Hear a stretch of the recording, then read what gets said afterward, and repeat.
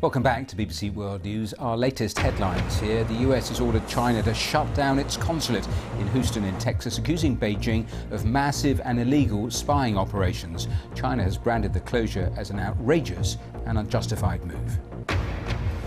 In his first coronavirus briefing for weeks, President Trump has defended the administration's handling of the outbreak and urged Americans to wear masks. Now, scientists have gained a deeper insight into the immune systems of bats and their ability to carry coronavirus without becoming ill.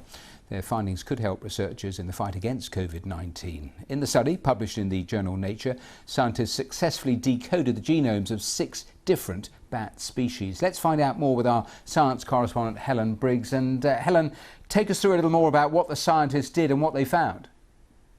Well, bats are incredible creatures. I don't know whether you've ever watched one at night flying through the night sky and wonder how it can navigate. It has these unique features that we don't find in other creatures. It can fly, it can use echolocation to hunt, and importantly for scientists, it has this incredible immune system.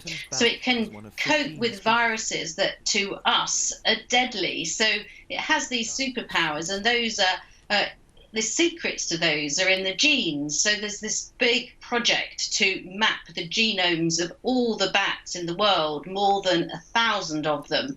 And so far, they've done 6 species of bat. And these are going to give us incredible clues to look at how they can fight off viruses. And it seems that the problems we have with viruses are caused when our immune system goes into overdrive.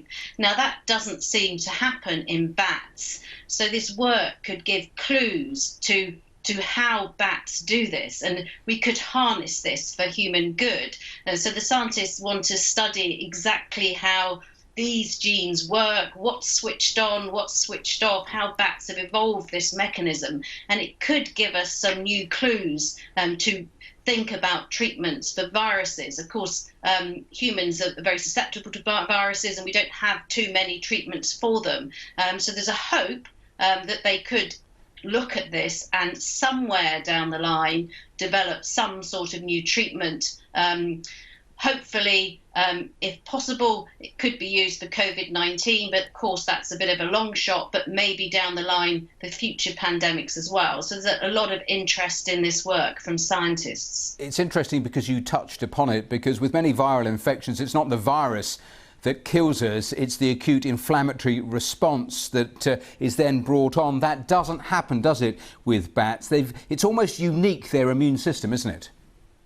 That's right, yes. And there's a lot of very unusual things about bats, and they've been on the planet for a very, very long time, and they've accumulated viruses in that time. In fact, the researchers can tell from looking at the DNA of bats. They see what they call fossilized viruses, so kind of ancient viruses integrated into their DNA. So they can see what bats have been exposed to, and it's a lot of viruses because they are, of course, linked to many deadly viruses, not just COVID, but SARS, but MERS. And by studying this, there's some real hopeful clues here. If bats can live with these viruses, then why can't we? That's what one of the scientists told me, the person who's behind this work, this 1K bat project to sequence 1,000 genomes of bats. Yes, it's incredibly pressing. You were talking about just the things we already know about these creatures, their ability to hunt in total darkness. Does any of this explain what we know they actually do? Well, one of the things they're looking at, so this work seems to shed some light on their hearing. So they have this incredibly acute system of hearing. So that's how they hunt.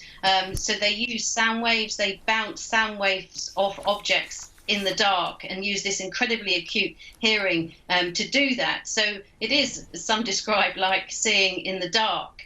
So they have these incredible superpowers, but they do have this sort of checkered reputation. And what scientists are saying is that bats rarely rarely are harmful to humans unless we disturb their habitat. And scientists are concerned that they might be persecuted. So they're reminding us of the benefits of bats because they're involved in pollination, if you like. They disperse seeds, so they keep fruit trees healthy. And they also eat tons and tons of insects, millions of insects a night. So we need bats as part of our ecosystem. So we need them there and we need to look after them. Well, fascinating research, Helen Briggs. Thanks very much for taking us through all of that. Thanks very much. Now, the South African anti-apartheid campaigner